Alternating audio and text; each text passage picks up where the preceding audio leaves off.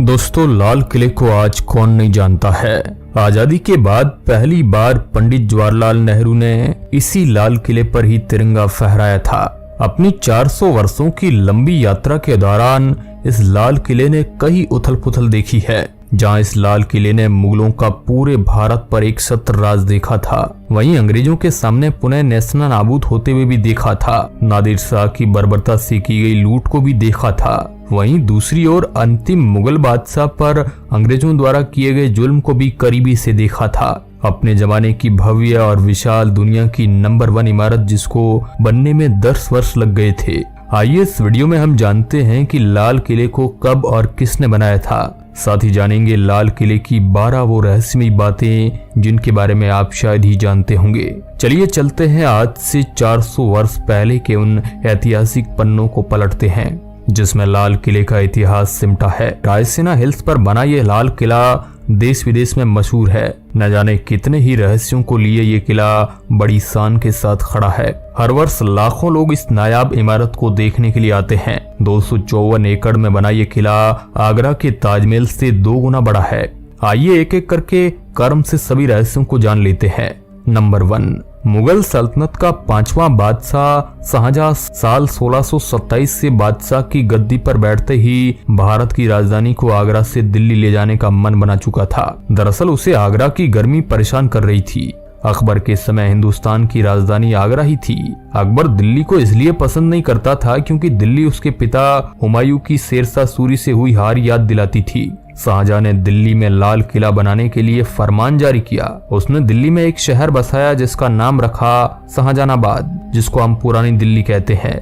Number 2, Shahjahan ने साल 1938 में लाल किले का फरमान जारी किया। बादशाह ने उस्ताद हामिद और उस्ताद अहमद लाहौरी को लाल किला बनाने का हुक्म दिया। पूरे 10 साल की कड़ी मेहनत के बाद साल 1648 में भव्य खूबसूरत लाल किला तैयार हुआ। नंबर 3, लाल किले के निर्माण के समय शाहजहां अफगानिस्तान की राजधानी काबुल में रहा करते थे। इसके तैयार होते ही साल 1648 में वे लाल किले में आ गए थे। ताजमहल को बनाने में शाहजहां को 22 वर्ष लगे थे, जबकि लाल किले को बनाने में 10 वर्ष का वक्त लगा था, जबकि लाल किला ताजमहल से 2 गुना बड़ा है। नंबर 4, लाल किले के 2 दरवाजे हैं, दिल्ली दरवाजा और लाहौरी दरवाजा।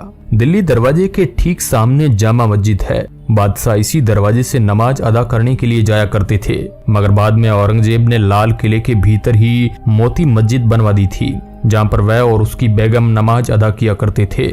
दोस्तों, दिल्ली दरवाजा अब बंद कर दिया गया है और लाहौरी दरवाजा ही खुला है, जो कि लाल किले का मुख्य दरवाजा है। लाहौरी दरवाजे का फ्रंट लाहौर की तरफ होने के कारण इसे लाहौरी दरवाजा कहा जाता है। नंबर 5, लाहौरी दरवाजे के ठीक सामने चांदनी चौक स्थित है।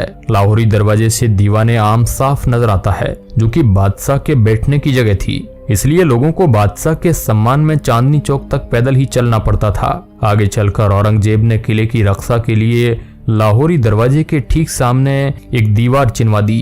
जब शाहजहां को यह खबर मिली तो उन्हें बिल्कुल अच्छा नहीं लगा। उन्होंने औरंगजेब को आगरा की कैद से ही एक खत लिखा कि दीवार बनाकर उन्होंने अच्छा नहीं किया, मानो कि लाल किले की दुल्हन के चेहरे पर घूंघट डाल दिया है। औरंगजेब की बनाई इसी दीवार पर 15 अगस्त 1947 को आजादी के वक्त जवाहरलाल नेहरू ने तिरंगा फहराया था। तभी से हर वर्ष ऐसा ही किया जाता है।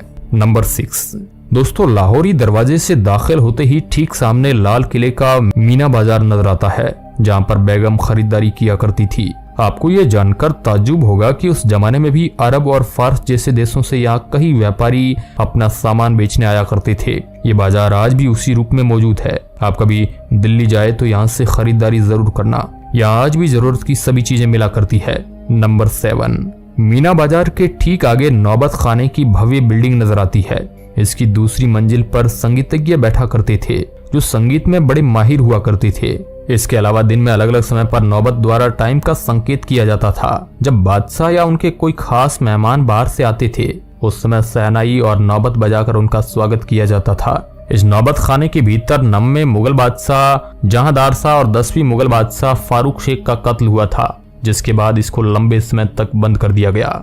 नंबर 8, नौबत खाने से आगे चलते ही सामने दिखाई देता है दीवाने आम। जैसा कि नाम से ही जाहिर है, यहाँ पर आम लोगों का दरबार लगता था।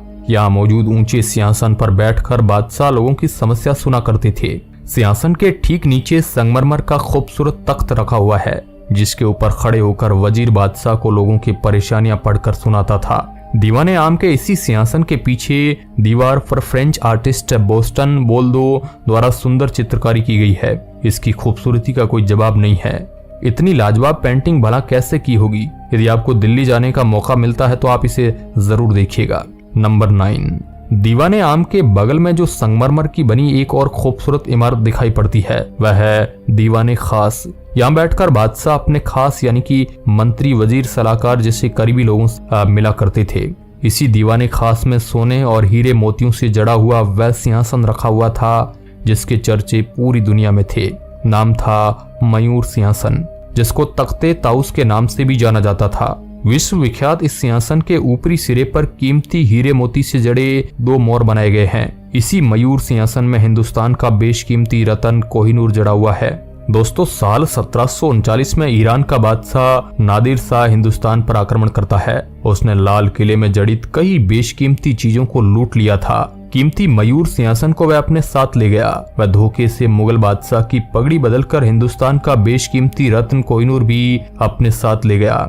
कहा जाता है कि जब नादिर शाह दिल्ली से इन चीजों को लूटकर वापस ईरान जा रहा था, उस समय बीच रास्ते में लुटेरे ने उन पर हमला कर दिया था, जिसमें उन्होंने कई चीजों को लूट लिया था, जिसमें मयूर सिंहासन भी शामिल था। कहा जाता है कि उन लोगों ने मयूर सिंहासन को तोड़कर कई टुकड़ों में बांट दिया। इस मयूर सिंहासन के निचले हिस्से को आखिरी बार तेहरान के एक म्यूजियम में देखा गया था। दोस्तों, लाल किले की सबसे खूबसूरत इमारत दीवाने खास ही है। इसकी खूबसूरती का अंदाजा आप इस बात से लगा सकते हैं कि दीवाने खास की छत चांदी से बनी हुई थी और इसकी चारों ओर की दीवारों में कीमती पत्थर और नगीने जड़े हुए थे, जिसको समय के साथ साथ निकाल दिया गया।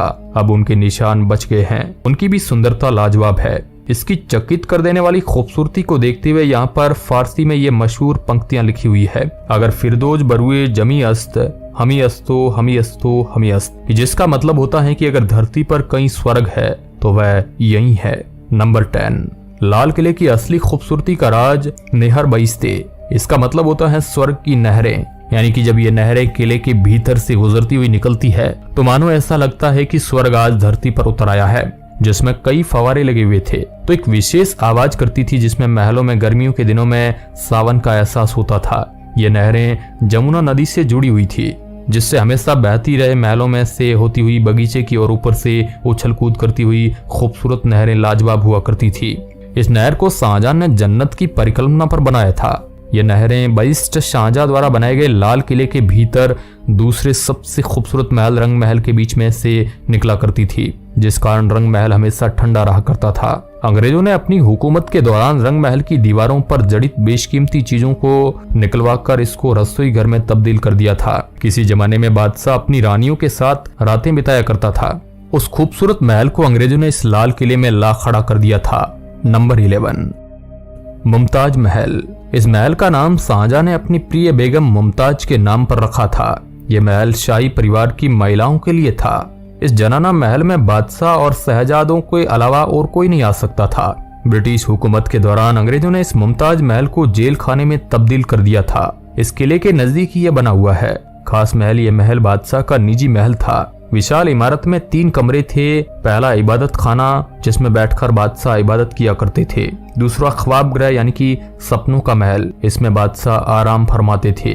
तीसरा है बैठक भवन, यहाँ पर बादशाह बैठा करते थे और चर्चाएं भी हुआ करती थी। इन महलों के अलावा लाल किले में एक खूबसूरत बाग भी हुआ करता था, जिसका नाम था हयात बाग बख्श, जिसके मायने हैं जिंदगी देने वाला बाग। अंग्रेजी हुकूमत ने इस बाग को उजाड़ दिया था।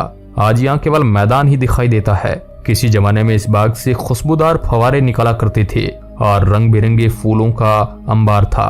बादशाह इस बाग में टहला करते थे। इस हयात बख्श बाग में एक जैसी दिखने वाली 2 आमने सामने बनी हुई इमारत मौजूद है। पहले का नाम था सावन, वहीं दूसरे का नाम था भादो। दोस्तों, इन दोनों इमारतों के नाम हिंदी महीनों के नाम पर रखे गए थे।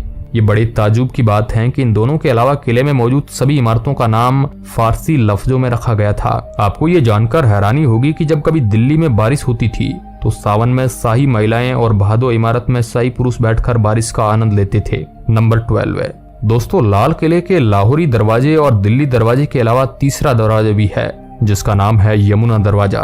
ये दरवाजा यमुना नदी की ओर खुला हुआ है, जहां बादशाह के लिए नाव लगी रहती है, जिसमें बैठकर बादशाह दूसरे शहरों की यात्रा किया करते थे। 17वीं शताब्दी में इस लाल किले को बनाने में 1 करोड़ से भी अधिक का खर्चा आया था।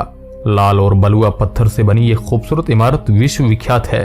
अंग्रेजों ने इसका नाम रेड फोर्ट रखा, जिसको हम लाल किला कह देते हैं। इसका असली नाम शाहजहां ने किला ए मुबारक रखा था। लाल किले की शानो शौकत और इसके ऐतिहासिक महल को देखते हुए यूनेस्को ने साल 2007 में इसे वर्ल्ड हेरिटेज घोषित कर दिया था। लाल किले में बना जफर महल इसके अंतिम मुगल बादशाह बहादुर शाह जफर ने 1842 में बनवाया था। यह इमारत किसी मुगल बादशाह द्वारा बनाई गई अंतिम निशानी है। साल 1958 में अंग्रेजों ने यही बहादुर शाह जफर पर मुकदमा चलाया था और जिसके बाद उन्हें रंगून भेज दिया गया।